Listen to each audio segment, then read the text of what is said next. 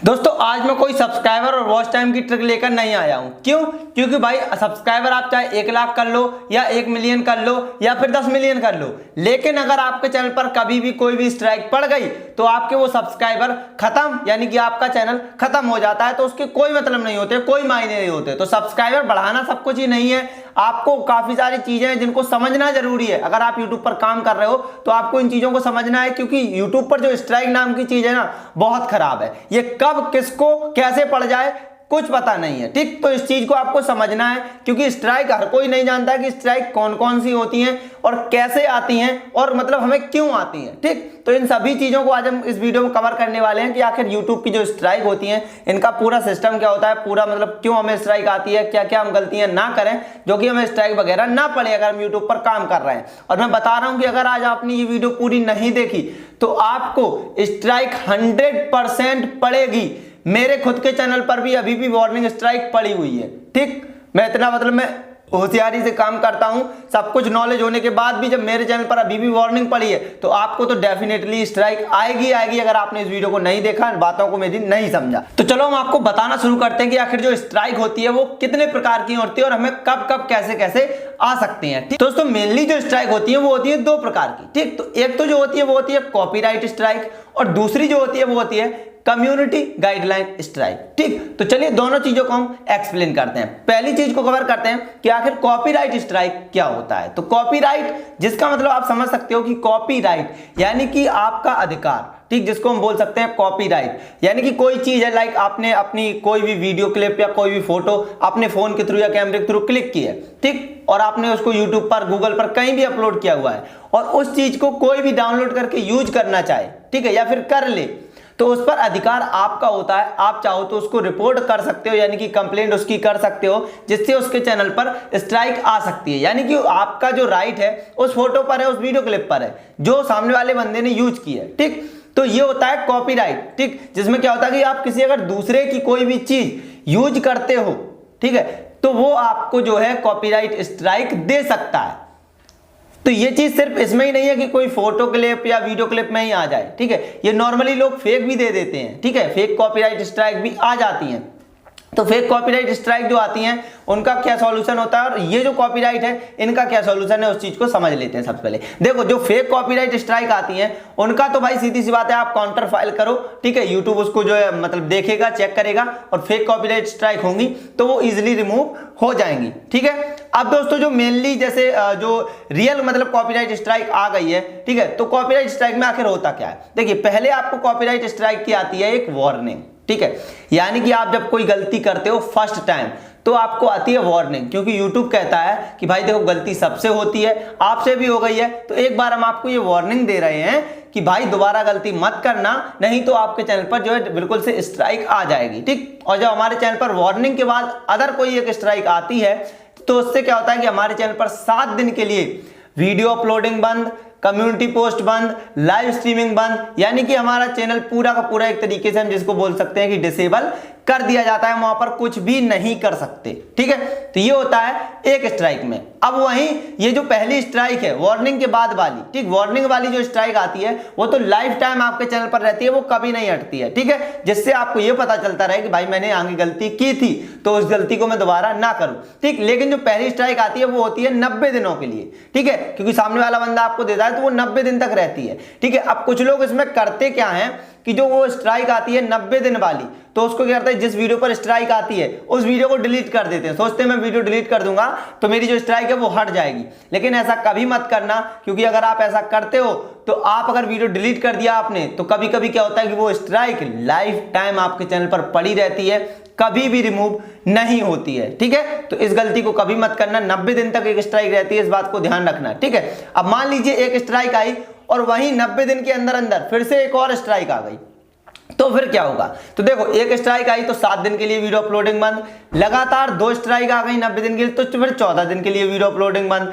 ठीक है, 14 दिन यानी कि 2 वीक, तो यानी कि 14 दिन के लिए पूरा लाइव स्ट्रीम मतलब जो भी पहले स्ट्राइक में मैंने आपको बताया शेड्यूल, लाइव स्ट्रीम से लेकर कम्युनिटी पोस्ट से लेकर वीडियो अपलोडिंग से लेकर सब कुछ 14 दिनों के लिए बंद हो जाता है। 2 स्ट्राइक अगर आपको 90 दिन के अंदर आ जाती है, ठीक, तो पता तो है कि 90 दिन तक रहती है, 90 दिन के बाद ही वो हटेंगी, ठीक। अब 2 स्ट्राइक हो गई, अब मेनली अब आपको पता चलेगा कि भाई अगर हमारे चैनल पर तीसरी स्ट्राइक भी आ जाती है 90 दिन के अंदर तो क्या होगा। तो भाई अगर तीसरी स्ट्राइक आपको 90 दिन के अंदर आ जाती है तो आपका चैनल 7 दिनों के अंदर टर्मिनेट कर दिया जाता है, यूट्यूब से डिलीट कर दिया जाता है, हटा दिया जाता है। ठीक है, फिर आप उस चैनल को यूट्यूब पर कभी ढूंढ नहीं सकते, यानी कि वो चैनल ही डिलीट कर दिया जाता है। ठीक, तो ये होता है कॉपीराइट स्ट्राइक। अब दोस्तों इसमें क्या होता है कि मान लीजिए आपको किसी ने कॉपीराइट स्ट्राइक दी है, तो आप सोच रहे हो कि भाई मैं एक बार गलती होगी, अब मैं दोबारा गलती नहीं करूंगा, ऐसी मैं किसी की भी वीडियो क्लिप यूज नहीं करूंगा। तो क्या होता है कि जो बंदा आपको कॉपीराइट स्ट्राइक देता है उसका आपको मेल एड्रेस वहां पर शो हो जाता है, यानी कि ईमेल शो हो जाती है। ठीक है, जिस ईमेल से उसने आपको कॉपीराइट स्ट्राइक दी होगी। ठीक है, तो आप क्या कर सकते हो कि उस ईमेल से उस बंदे से बात कर सकते हो। ठीक है, और अगर आपकी आपस में जो है बन जाती है बात और आप उससे बोलते हो भाई मैं एक बार गलती कर चुका हूं, अब मैं नहीं करूंगा, प्लीज अपनी स्ट्राइक को वापस ले लो, तो वो बंदा जो है अपनी स्ट्राइक को वापस भी ले सकता है। ठीक है, तो ये होता है पूरा का पूरा कॉपीराइट का सिस्टम। और अब तो आप मैच टूल के जरिए जो है खुद से मैच कर सकते हो कि हमारे जो वीडियो क्लिप है उसको कितने परसेंट यूज किया है किसने। ठीक है, तो सब कुछ आप जो है कॉपीराइट मैच टूल से भी जो है देख सकते हो। तो ये है कॉपीराइट स्ट्राइक। अब बात करते हैं दूसरी और सबसे खतरनाक चीज, कम्युनिटी गाइडलाइन स्ट्राइक। ठीक है, तो कम्युनिटी गाइडलाइन स्ट्राइक के बारे में बात करते हैं। कम्युनिटी गाइडलाइन स्ट्राइक क्या है उस चीज को समझिए। देखिए कम्युनिटी गाइडलाइन स्ट्राइक क्या होती है कि YouTube की जो कुछ गाइडलाइन है, ठीक है, YouTube पर काम करने के कुछ तरीके हैं, जब तक आप उन तरीकों को फॉलो नहीं करोगे तो फिर आप YouTube पर काम नहीं कर सकते। क्यों? क्योंकि भाई होता क्या है, जैसे बहुत सारे लोग हैं बिल्कुल बेकार सा वल्गर कंटेंट बनाते हैं जिसकी कोई इंपॉर्टेंस नहीं है, बिल्कुल बेकार चीज। ठीक है, जिसको दिखाने से सिर्फ और सिर्फ खराब चीजें फैलती हैं, बच्चों में गलत सीख मिलती है, ऐसी चीजें बनाते हैं जैसे सेक्सुअल कंटेंट हो गया। ठीक है, तो इस तरीके की चीजें लोग बनाते हैं। तो ये YouTube की कम्युनिटी गाइडलाइन के अगेंस्ट है। अगर इस तरीके की कोई भी आप वीडियो बनाते हो तो आपके चैनल पर स्ट्राइक कम्युनिटी गाइडलाइन आ जाएगी। ठीक, अब दोस्तों इसमें और भी चीजें हैं कि आखिर कम्युनिटी गाइडलाइन किन किन चीजों से आती है। जैसे हम किसी भी बेटिंग एप्लीकेशन का प्रमोशन कर देते हैं, ठीक है, या फिर किसी रमी एप्लीकेशन का प्रमोशन कर देते हैं, किसी कसिनो एप्लीकेशन का प्रमोशन कर देते हैं। ठीक है, या फिर हम जो है मतलब कुछ अलग चीज जो YouTube की कम्युनिटी को वायलेट करता हो, ठीक है, कोई भी प्रमोशन ऐसा कर देते हैं तो फिर हमारे चैनल पर आती है कम्युनिटी गाइडलाइन स्ट्राइक। और ये भी आपको, अगर आपके चैनल पर कॉपीराइट स्ट्राइक कोई नहीं आई हुई है तो फर्स्ट वाली आपको ये वार्निंग में दी जाएगी और फिर जो है आपकी सेकंड से जो है इसकी फर्स्ट में काउंट की जाएगी, यानी कि जो पहले तो वार्निंग आएगी फिर फर्स्ट में काउंट होगी। ठीक, अब जो ये कम्युनिटी गाइडलाइन स्ट्राइक है ये हटती कैसे है, तो भाई कम्युनिटी गाइडलाइन स्ट्राइक नहीं हटती है। ठीक, कम्युनिटी गाइडलाइन स्ट्राइक आएगी तो आपके पास कोई ऑप्शन नहीं होता कि आप उसको हटवा सको।